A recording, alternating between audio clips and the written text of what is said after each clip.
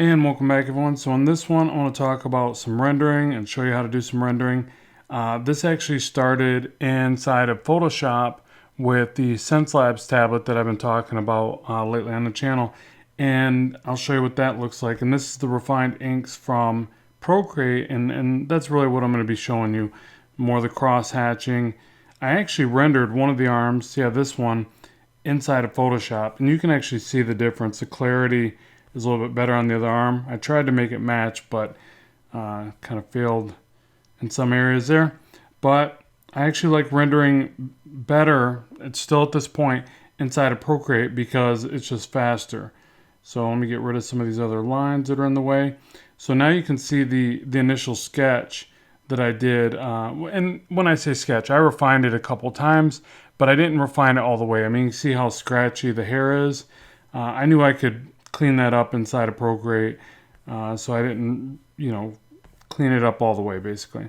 So as we jump in here and render, what I can show you is that, there's certain things that are patterns that I look for, and I think it really helps to, move faster and easier through stuff like this. So I'll start with the hair. So you can obviously see now what I ended up with, but if I was to do this 5 times, I'm going to get 5 different variations relatively. But let me just show you the process that I typically do and why I can just throw in these scratchy lines like this and generally figure it out. All right, so essentially I'm looking at highs and lows. So for instance, I'm looking at, and volumes as well. So I'm looking at this area right here as a volume and a high point at the same time. A little bit of a ribbon effect like you'll hear people talk about, right? Like, you can carry this fold multiple times. So if you do it again, you get kind of the Superman curl thing going on, right? And you can do that as many times as you need for curly hair. The only difference from really curly hair is these are generally tighter compressed, so you might bring them in really tight and then really tight and tighter, and so you want to vary that idea up. And obviously I did basically the same curl. You don't want to do that over and over again either. That can really be distracting. So again, that's the area that I'm looking at right there. But the way that I work into it is I go for a shadow under the major form like this, and then I do a little bit of sometimes I'll do the zigzag effect.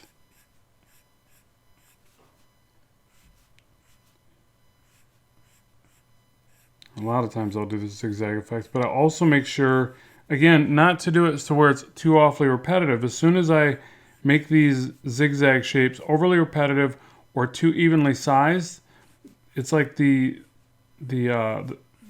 trick, I don't know if it's a trick, but it gets exposed as not working. So you have to vary it up.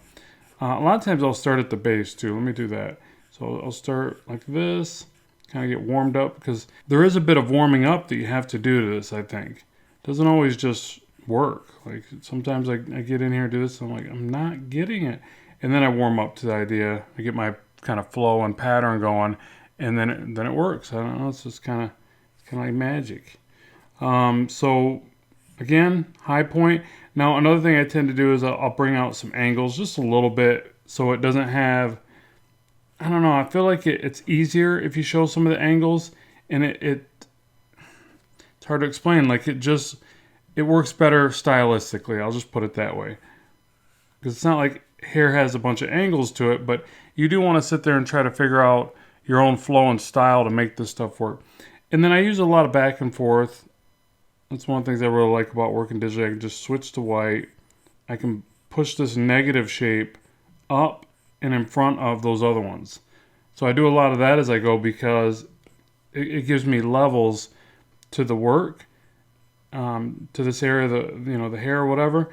And if not, it can look really flat. Like if you just sit here and do even the zigzag effect I just showed you, and you just go like this all the way back, right? It'll work better than nothing. But you see how it just gets as soon as you go too far with it, it's like blah, it just dies. It's too overly repetitive. It works about right there. And then what you would have to do, and obviously sharpen the points, make it look more refined, but Even this part right there is a little too repetitive for my taste. I'd probably go back and fix that by adding even just a couple thinner breaks. I usually do that right at the end, but that does a lot for it as well. Makes it look more interesting. And so again, continuing this process, because I want to make sure I give you enough of these different areas where hopefully you get it and you can experiment with it. So try to throw your curves as well. That can add a bit more energy and organic flow to the hair. So I usually kind of throw the curve and then I go back and refine it. I don't know if I like this one. And there's a lot of that where it's like I put something in and I move over to a different spot, but I'm kind of evil eyeing it as I go. I'm like, I don't like that part right there. So I'm kind of have some beef with it, and I might go back and erase it from existence. I know that sounds a bit dramatic. Okay, so like that. And again, it's a lot of these highs and lows. So I'm blocking a shadow here. And so I'm taking cues for from the rough sketch that I got. But you can see once I get into here, it's total mess. I have to really, but then I'll rely on what I did here, by the way. So a lot of times when I work on something, I do that. I try to get something right and then relay that to other parts of the illustration. So you can see these are just negative lines that I put in, and I kind of do that because I know that in here I'm gonna have to ink this whole headband area and then do a lot of negative line making to bring it back out. So I also like putting in these little curves right here. So I'll put like a point and a curve and back to another point. I feel like that's a nice way to like show the round up and over, the way to shadow it. Or if I just go like maybe like this, even if I make them different sizes, so it just looks boring. It almost looks like hair that's just straight slicked over or too repetitive again, not a sense of volume. Where if I mix it up with these curves, I don't know, I put another one right there, but let's see. And sometimes I'll jump over. So let me jump over, add like a little bit of this shadow to break it up. And right here, maybe, I don't think it would add another curve, but maybe a point there. Yeah, I think that works. And then as I bring it over, I'll start to think about, okay, where's the next pocket of shadow? Is it probably here? That's it's kind of established in my sketch there. You also have to pull back a lot with this method. And yes, I'm not liking this right here as much as I thought I would. So another thing is, if a certain area is not working, I will move over. And also, I still need a lot more flow going on here. So what I'm going to do, remember that generally when you draw stuff like this and ink it, you're doing direction and flow first, right? Sort of like capturing gesture. So I can do that with some very thin lines. So we'll get these little thin directional lines going. Again, there needs to be some high and low overlaps so I can establish that even with these directional lines. Even bring some back the other direction, curve the other way. Just if you start nice and thin, you can generally edit right through them anyways. They're not as distracting as big bold shapes, but it's a combination. So you've got direction of flow with that, and then you do need your separation of shapes. So I could now get in here and say, okay, where's those high and low points? Let me block in some big kind of half moon shapes to get a little bit of that separation, and also paying attention to not make them too awfully similar. So maybe some bigger, some smaller, orientation a bit differently. Maybe have them cut into the next one and do that zigzag effect. look at some of these locks of hair, if you want to call them, or volumes of hair as going in front of and behind one another. That's probably the trickiest part, but that's really what makes this work. And again, I don't know why I do these overly repetitive things. So here, here, here, like 3 rows. It's like, come on, dude, I know better and I still do it. It's like a bad force of habit. But at least I'm starting to become aware of it, which is helpful in eliminating the problem one day.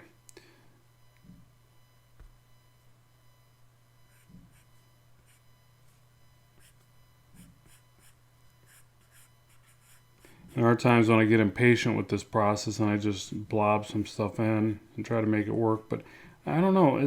Sometimes it comes out and sometimes I pay the price for doing that and I have to go back. So it's tricky to know exactly what to do when. But it is a series of these steps that brings it all together.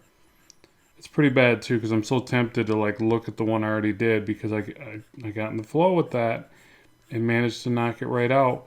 But I also wasn't recording a video and I was playing some good music, so that does help. Let's not leave that out. Good music does help you draw better, there's no doubt. Probably going to overshare here a bit, but hey, why not? You guys are my subscribers, I can do that. I've been listening to epic music soundtracks. Yeah, I don't think I would tell a whole lot of people that. I mean, I just told the entire internet, but I wouldn't tell my close friends and family that. Yikes. No, man, it should be the other way around. But, yeah, it's just something about it is intense and motivating. It's pretty cool. And then I tried listening to some ADD music, and it about put me to sleep. I don't know what that says about me, but, yeah, I mean, I literally was like, about to zonk out at the art table. I'm like, okay, maybe I'm not that, or maybe that says I am that. I don't know. I don't like labels, but who knows? No, I'm wacky. That's all there is to it. Okay, so you can see it's starting to work, and I am keeping a light source in mind. I guess I should have pointed that part out, but I kind of mentioned that earlier on with the highs and lows, that is a part of it. Like as you create these high points in the hair, you are doing that with the light source and the low points, the shadows. So I guess it's kind of explained through the process. But so yeah, I try to keep these shapes in mind. I also try to taper these volumes or strands of hair down as they meet the edge where it curls up. And what else? What else can I impart upon you on this? Get it? Impart hair parting? No. Okay, so let's see here.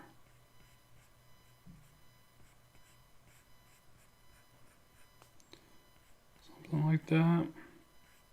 Again, some of this back and forth. You can break into these with smaller lines, which in turn is going to make it look more detailed, especially after you feel like the light and shadow effect is working, right? And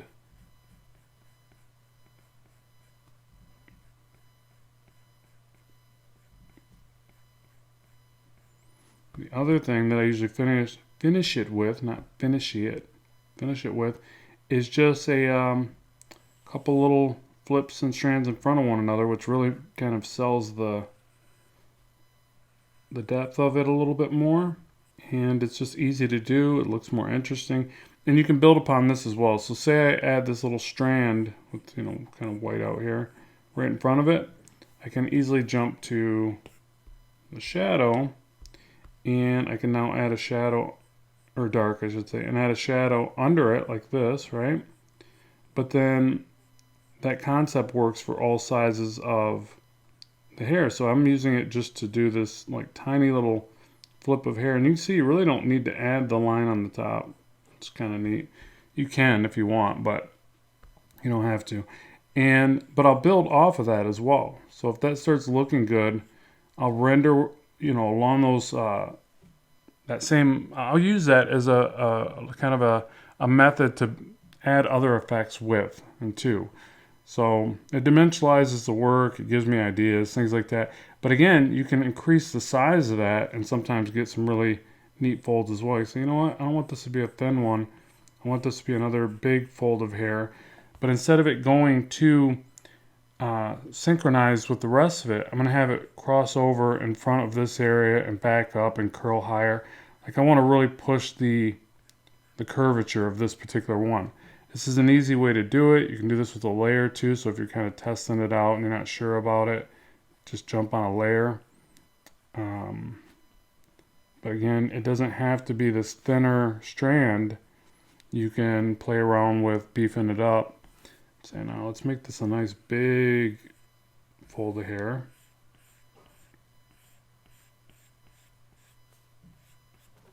But then as you do that, you're going to want to increase the shadow as well, because obviously if it's larger, it's going to cast a bigger shadow. Again, for the top, you could just show the line breaks away from it, and that helps the eye connect that line without drawing the line, obviously.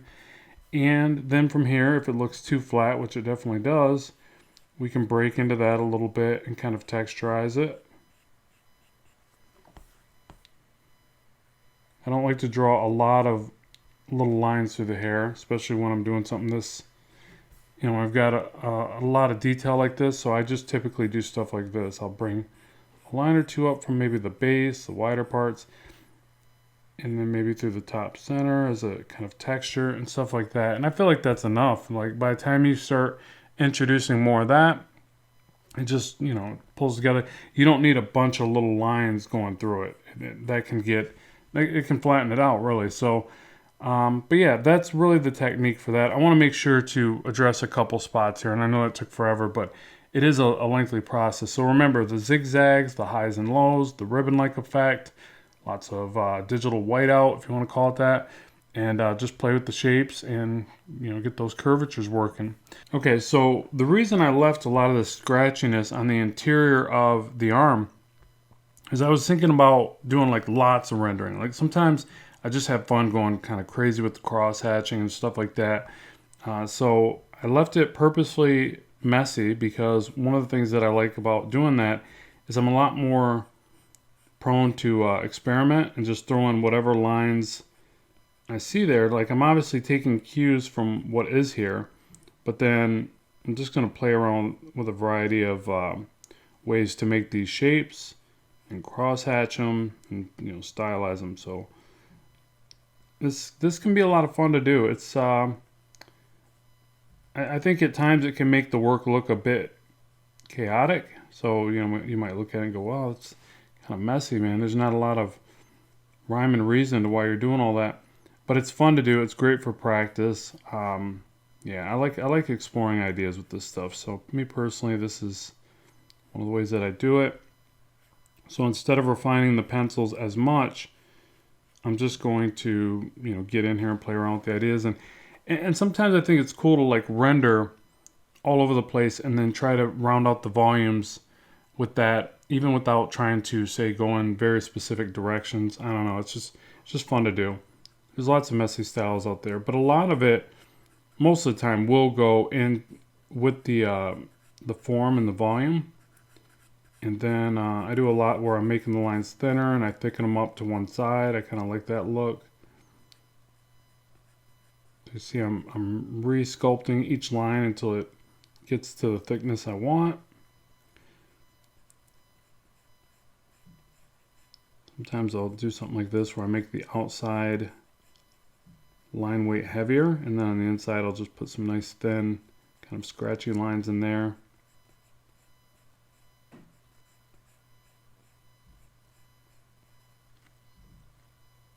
And so with this one, I was even practicing just closing off the shapes wherever, like not even trying to do a very clean, precise set of shapes.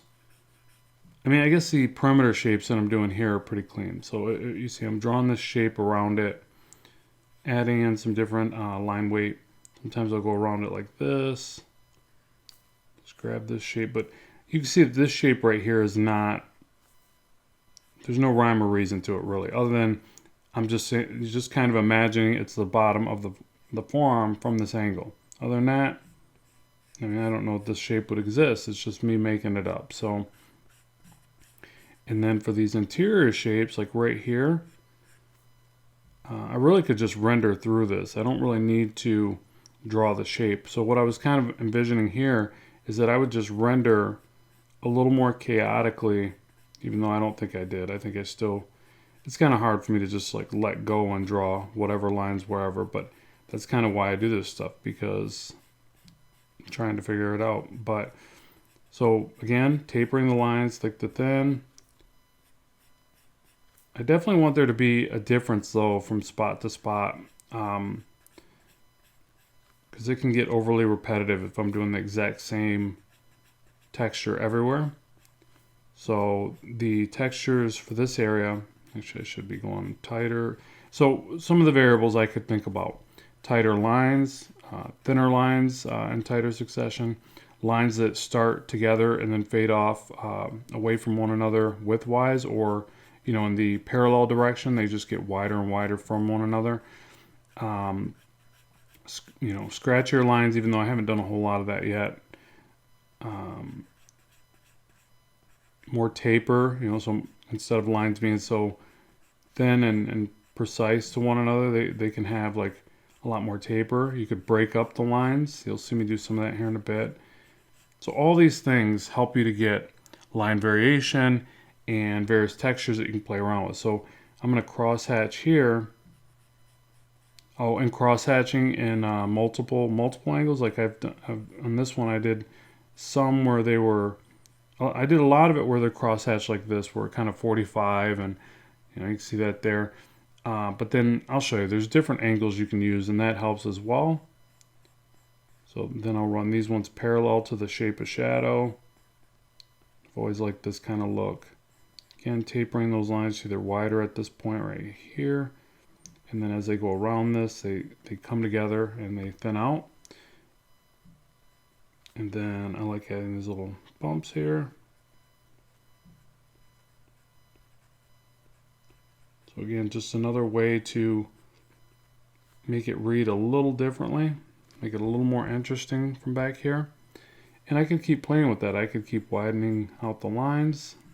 I could bring them together if I wanted to, but I think they need a little separation like that. I could add another level of hatch work like this, but I need to make sure each one is at a slightly different angle. Like that. I could bring some up from here. Again, I feel like a lot of times this stuff is whatever you want it to be. I know a lot of artists have a lot more of a methodical approach to it, but I guess I don't. Like mine's very, if it looks good, I keep it kind of thing. Maybe it's a bad approach, but that's kind of what I think about. If it looks good, it's good. So yeah, I might add some more shadowing over here. So I'm blocking in that shape. And it is usually much faster to go through and kind of draw with a big brush. You pick up speed as you go, so. But I'm still trying to like zero in on the effect that I want. See, and even right here, I'm gonna break the shadow off right here into some lines going in this direction. So I'll leave that shape right there, like that. Just fill that in. Kind of clean up the messiness that you get from that brush. And so right here, as I mentioned, zero on this so you can see it a bit better, is I will drag these lines upward. So now I'm breaking them away from the shadow and thinning them out. This is a really good technique for a lot of areas of the rendering. It just blends kind of nicely.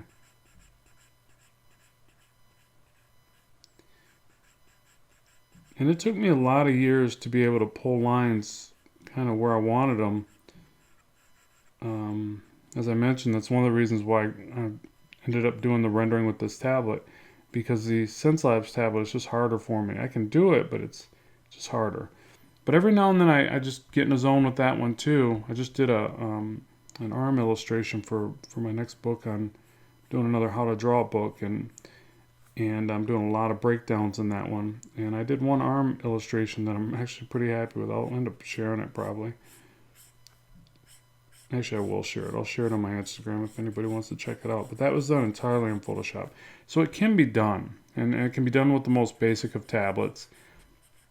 I mean, I'm never going to tell you not to render on paper, though. Rendering on paper is always the best. Like Bristol board with some, good technical pencils, and when you're really good at inks, those as well. But it's just, for me, it's better that I do it this way. It helps my productivity, but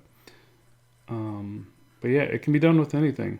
But it does take a lot of practice of drawing thousands and thousands of little lines. I mean, I might be into the millions at this point. So just give it time. You got to get that hand-eye coordination. You have to find a sense of peacefulness as you do it, which seems so strange to say, but I totally believe it. Like, there's times I'm stressed and I can't render as well. It's totally an ebb and flow kind of thing, a relaxation, therapeutic. I don't know. It's all those things. Like, you just gotta get into it and relax, and you'll get better lines. I mean, obviously, your hands. If you drink too much coffee, your hands are probably bouncing around, right? So your nerves do matter on things like that. So with this area right here, another thing I like to do sometimes is draw lines that go with the curvature. So I'm starting off nice and thin, and I'll even make it a bit thicker right here. See how it kind of brings out that little bump of the tendons under the wrist? I just kind of like that look. Yeah, I do a lot of little things. I might take it and hook it back like that. Why not? And then some little lines like that. Maybe another one here. So I feel like these lines that run parallel to the form like that, they round it up. Even from a distance like that, you can pick up that little part of the tendon there, and it looks raised. And you can do that, and you can thin out the form, but you can also make it look raised at the same time. And then you could blend this side into the shadow. That kind of would probably make a little bit of sense. Yeah, I think that looks good, and it'll look better after I push this area back, obviously, because it looks like it's competing height-wise for it. You don't want that. This has got to be pushed back.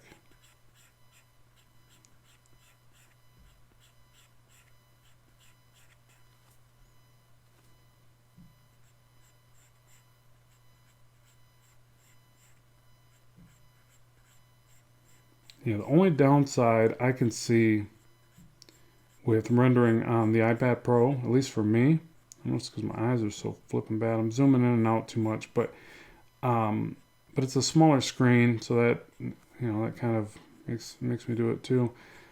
But yeah, it's that zooming in and out too much for rendering can really eat up some time. I mean, I've been at this already probably too long for this particular piece, but sometimes I just like getting in here and doing this and seeing what I can come up with, and time is like secondary, but yeah, there is that. And so if you want to speed up, try to stay zoomed out further. But yeah, I feel like for me, it's like I need to see what I'm doing, and my eyes are not as good as they once were, which is a lovely part of aging. For all you youngins out there, be ready. Take care of your eyes. You only get 2 of them. So just like that, I'll do this last part here, and then I'll move to another part where I can explain at least one more or a couple more techniques for you. These videos, man, they get so long, but I really want to, this was a request, and I want to make sure I bring you guys what you're asking for versus just what I like making. Well, actually, I really like doing this stuff, but yeah, I want to make sure I answer your requests, and I'm very appreciative of everybody that's been supporting the channel. It's awesome. Thank you so much.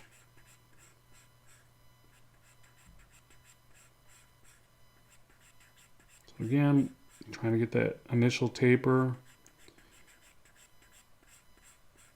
and then bring it to a nice thin line. So nice wide taper to a thin line. And there's so much variation you can do just with that alone.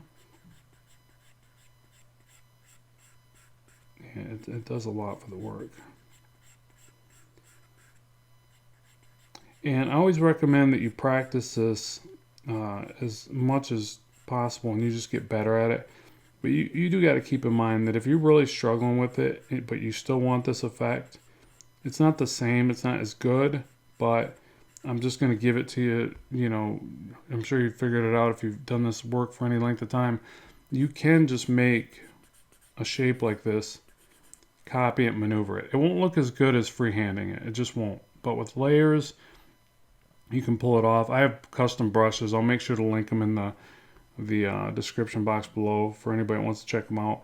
They do save you a bunch of time. They will give you similar results, but nothing beats you doing it by hand and just getting it. You know, just keep that in mind. I'm never, you know, I always make that stuff for people, but I never want to tell people don't practice. You still need to practice on your own. I just want to help you figure it out, or you know, get your work done today if it helps. So, but always practice freehanding. Okay, so another one I like doing is this right here. And so you can do this a couple ways. One of which is I just make these little hooks at the end. So thick to thin, and a little hook. Thick to thin, little hook. I actually use this on buildings and stuff. I use it all over the place. It's just, I don't know. I like just making these little patterns. I don't know. Maybe it's distracting. I don't know. You guys can tell me, but I think it looks cool. And there's a couple ways to do this. Almost feels like fish scales, but I think if you don't overdo it too much, it looks cool from a distance. And then what you can do, what I like doing, is taking a white line right through it, like that. I don't know why. I don't know where I picked that up. I'll tell you, it seems like it's something I might have kind of morphed off of watching like people like Scott Williams. Like they do all these cool little shapes in their work, and again, I don't know that that's exactly where it came from, and I'm in no way trying to compare myself to his work, because his work's on a just way other level that I don't think I'm going to be achieving at this point. But it's great to admire these techniques from these other people and then try to emulate it. Yeah, Mickey's another one. I think it's Danny Mickey. I don't know if I'm saying it right. His inks are just stunning. But yeah, I do a lot of that where I'll look at their work and I can't necessarily recreate it with digital means like this, but I just, you know, try to keep it in mind as I'm doing it nonetheless. Okay, let me pick out another area. What else? I'm trying to see something where the rendering is noticeably different. You know, there's other things too, like as you go, like throwing in these little bumps on the edges randomly can help. Little scratchy lines, little zigzags. You know, just adding little cross hatching as you go. Little bumps here. I don't know. I just keep adding to it as I go and figure it out, I guess. I mean, I could explain this. This is kind of, I don't know, maybe this will help some people. So all I do here is a back and forth, and really I should have pushed this a lot further. So keep this in mind that when you do this stuff, if you come in too tight, which is what I feel like I did for this particular illustration. So I kind of did this where I'm going, you know, these wave marks back and forth, right? Zig and zag. And then I just started to render from that point, and I start paying attention to the spacing between these marks. You can break them off, and then it's like stipple shading, but with tiny little curved lines, basically, right? The only problem with that, it's better than nothing, but I feel like it flattens out. It's kind of boring. Like, so I need to practice this area. So, but what you can do is think about the same concept, but as bigger volumes, almost like how we did the hair. And really, probably these repetitive little curves are killing it as well. So I need to stop what I'm doing and go find some artists that do it really well. Like one of the things I noticed after finishing this piece and kind of looking at some other saber-tooth art was they really take this part a lot further, and it's a lot more interesting. Where you can see from back here, if I go in too tight like this, again, it's not horrible. It's got a good texture to it, but it looks flat. Where, again, and I could take this even bigger. I could say, try the other side here and see if I can do a better version. So I could take these as big shape, yeah, see more like this. And see how these bigger shapes immediately make it look, you know, it's got more body to the volumes. And really this whole thing could be a lot bigger, but I'm saying just these initial shapes will help it to look like it's got more volume, and in turn more interesting, more alive, or, you know, even though it's not alive, but it just gives it more of a lifelike kind of vibe. Well, it was alive at one point, right? It was, well, it's hair. Hair's never alive. Anyways, I'm gonna get off that. I don't know if hair's alive or not. It was on something that was alive. Let's just say it like that. So you see, it's that the initial shapes right there do more for it. Now, as you get in here, rendering that can be a bit different, because what I've noticed too is when people do these bigger shapes for an area like this, they typically colorize the rendering. So that's something to keep in mind. So I'd probably keep the rendering a bit lighter. I guess you don't have to, but it's something to be aware of, that it might get awfully dark and hard to render. You know, you don't want it looking like the hair, I don't think. So I would probably render like this, where I would do a little shadow, a couple little line breaks, and then call it good for that area. And then I would bounce around and do that first. And then even if I did start working into the bigger, these other volumes here, I would probably just keep it really thin and light. So let me see if I can do just this area. Show you what I mean. It's almost like I would just texturize it.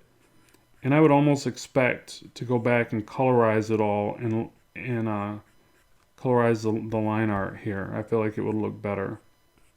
Because you want kind of this pillowy kind of vibe, you know, not this rigid, hard-lined effect through this area.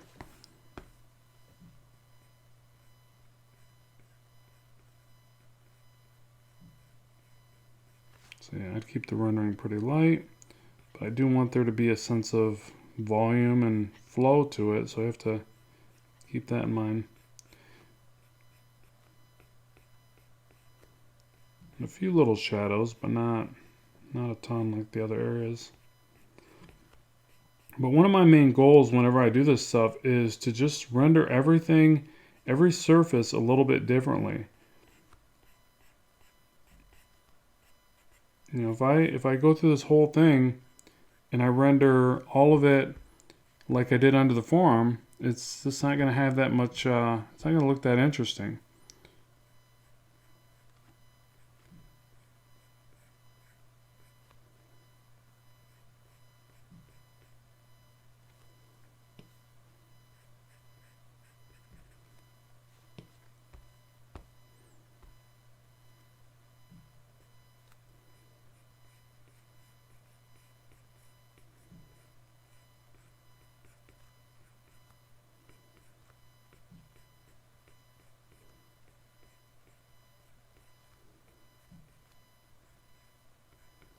But yeah, something like that. I feel like that, especially when colorized, would have like more of a flowing kind of vibe to it. Where this over here, it's easier if I just sit here and do this. It takes a little longer, but it's definitely easier. But it just flattens out from a distance, I think. But I don't know. Then again, this right here, I would still texturize this, I guess, in a similar way, where it's darker here with more texture, and then I would lighten that up as it comes around, because by itself, that actually looks pretty flat. But I know that would colorize pretty good. You know, the colorist would put all the highlights up here, and they'd round it over. So, you know, if you're doing the color, obviously you do that yourself. But yeah, it's it would work. Trust me. Just trust me. And same thing with like the hair. You can do some whiteout effects and keep pushing the shapes around. I do feel like these shapes are a bit too repetitive, so do some little flips here and there, a couple little breaks. Yeah, so that's how I'd work on that. And I think that's about it. Like, I can keep going on and on, but essentially I just wanted to show you how I would go about, cross hatching some of this. Another area that's a little different, and I'll wrap it up, is like the bicep here. So this is the other one where I said you can start with a shape. This is real popular. I see a lot of artists do this one, so I'll show you this one. And so you start with a shape like this. Get your shadow blocked in about here. Something like that.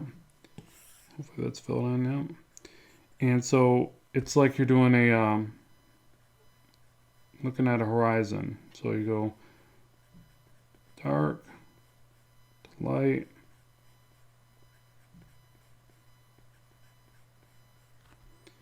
You can do this in a couple ways. You can thin the lines out by just making them get wider from one another, and or thinner at the same time. What I would say though is a lot of times I'll see work that looks pretty decent, but they're just making the lines way too thin everywhere. So it doesn't have like a nice bold kind of effect. I would say honestly I even have that problem, but I'll see people that really take it too far, and so you have to really practice varying up the line intensity and getting some heavy lines, especially towards the shadow side. So I'll show you here in a second after I wrap this one up, and then a little bit of cross hatching. I'll usually make these lines thinner by comparison, except for these, it's not thinner than these bottom ones, it's thinner than the top ones. And then I'll bring these lines, I'll taper them around the bicep the other way.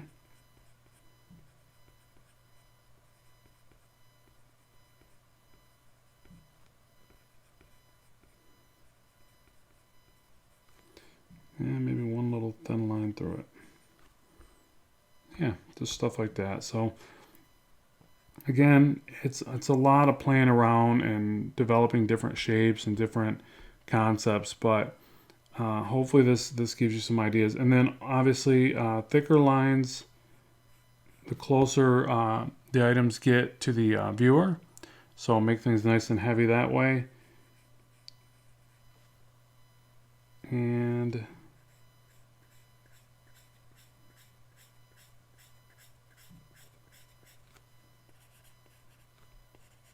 seeing if there's anything else I can give to you in this one. Oh, and yeah, don't underestimate even just creating negative marks randomly throughout the darker spots like this. So same concept where you just kind of draw back into it a little bit. Spatter brushes are great for that. You can pick up where some of these lines are and just hit like one side of them. That's kind of a neat effect. Yeah, there's all sorts of things you can do with that are super fast to do and effective. Again, you can go back to this edge right here and just put these tiny little line breaks right on the very edge. It just all adds style and makes it look cool. So at any rate, there you go. Hopefully that was informative. I know it was an absolute beast of a video, but for those of you that really want to learn this stuff, I guess that's what you're looking for, right? So thanks so much, and consider if you want to learn more, I've got course content. I've even got a course bundle, which is massive, like 48 hours of content and growing.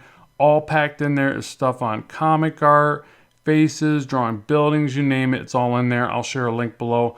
Thanks so much for tuning in, and more content on the way soon. Good luck with the art, and bye for now.